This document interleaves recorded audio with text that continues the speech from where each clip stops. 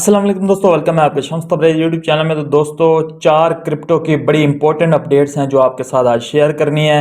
लाजमी आप लोगों को पता होनी चाहिए, कहीं ना कहीं आपके डिसीजन में वो आपको ज़रूर काम आएंगी। चाहे वो आपका पोर्टफोलियो मैनेज करना हो, चाहे आपने वो अर्निंग करनी हो, या चाहे आपने कुछ भी करना हो, तो वो आपको काफ़ी मतलब कि यहाँ पे मोटिवेट भी करेंगे। उसके साथ साथ आपको जो है काफ़ी इंफॉर्मेशन भी उनसे होगी और आपके डिसीजन में भी हेल्प होगी। तो सबसे पहली जो है अपडेट है वो आपके साथ मैं शेयर करता हूँ। सबसे पहली जो अपडेट निकल के आ रही है ट्रॉन की तरफ से, ट्रॉन की 4 बिलियन की जो ट्रांजैक्शन है कंप्लीट हो चुकी हैं, जो बहुत बड़ा माइलस्टोन ऐसा कहें कि मतलब अगर ऐसा कहें कि बहुत बड़ी अचीवमेंट है ट्रॉन के लिए, तो ये गलत बात नहीं होगी। आपको पता है TRC20 कितना नेटवर्क यूज होता है। मैं मोस्टली जो है TRC20 ही यूज करता हूँ। फीस भी कम है और ट्रांजैक्शन भी फास्ट हो जाती है। तो ये मतलब काफ़ी लोग यही ज़्यादातर यूज़ करते हैं TRC20 को ही।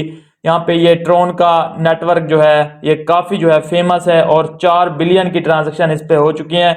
और कहीं ना कहीं अगर देखें, जब तक जस्टिन सन है ना, वो इसमें इंप्रूवमेंट लाता ही रहेगा। अब वो इस इकोसिस्टम में जो है अपना स्टेबल कॉइन भी ले आया है USDT के नाम से, और इसी तरह मतलब इंप्रूवमेंट आपको देखने को मिलती रहेंगी। तो जब तक जस्टिन सन इसके फाउंडर हैं बड़े, वो जो है इसको कहीं ना कहीं ऊपर ले जाने की ट्राई करते रहेंगे। और लॉन्ग टर्म के लिए मेरे हिसाब से ये काफी जबरदस्त टाइप का प्रोजेक्ट है।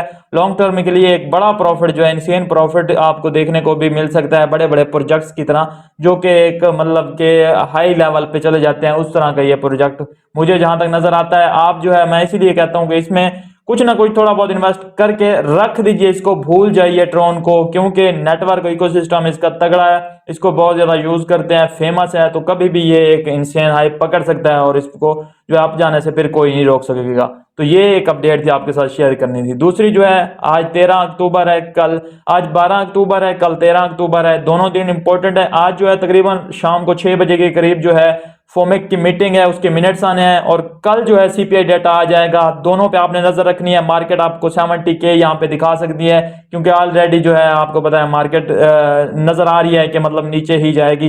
तो यहाँ पे CPI डेटा कितना इंक्रीज होता है ये हमने देखना है, और आज मिनट्स कितने क्या आते हैं वो भी हमने देखने हैं। तो आज का दिन काफी इंपॉर्टेंट है। आप थोड़ा सा वेट कर लीजिए, अगर किसी ट्रेड लेने का या बाइंग करने का सोच रहे हैं तो वेट कर लीजिए कल तक का।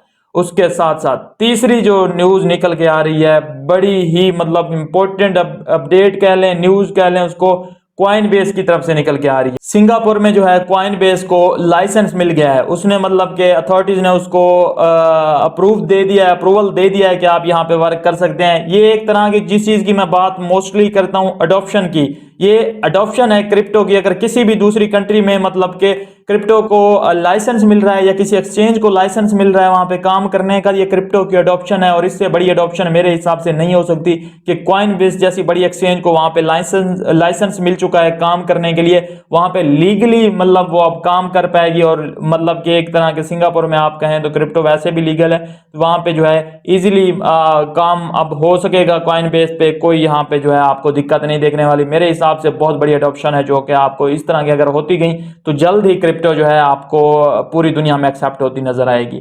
उसके साथ साथ 4 एंड फाइनल बड़ी जो न्यूज है आपके साथ जो शेयर करनी है, 28% टैक्स जो है इंप्लीमेंट हो सकता है पुर्तगाल में। 2023 का उनका जो बजट आने वाला है, यहाँ पे न्यूज निकल के यही आ रही है। 28% GST इंडियन गवर्नमेंट के जो निकल के आ रहा है वो फेक बात है, वहां पे नहीं होने जा रहा। ये जो है सिर्फ फंड फैलाया जा रहा है। लेकिन 28% टैक्स, जिस तरह 30% टैक्स इंडियन गवर्नमेंट ने जो है लगाया हुआ है, पुर्तगाल की भी गवर्नमेंट वहां पे लगा सकती है 2023 के उनके बजट में। तो ये न्यूज निकल के आ रही है, और होपफुली इनसाइडर न्यूज जो होती है इस तरह की, जो हाइप से निकल के आ रही होती हैं, काफी हद तक सच होती हैं। तो ये जो है एक न्यूज निकल के आ रही है। अगर ये टैक्स लगता है तो काफी जो है पुर्तगाल वालों के लिए भी वो होगा, और एक बड़ा टैक्स जो है क्रिप्टो मार्केट में लगेगा। लेकिन अगर ये टैक्स लगता है तो टैक्स लगना भी कहीं ना कहीं क्रिप्टो के लिए फेवरेबल है। मेरे हिसाब से फेवरेबल है, पुर्तगाल के लोगों के लिए फेवरेबल नहीं होगा, लेकिन क्रिप्टो कम्युनिटी के लिए फेवरेबल है। क्योंकि अगर कोई टैक्स लगाता है, कोई कंट्री जैसे इंडिया ने टैक्स लगाया,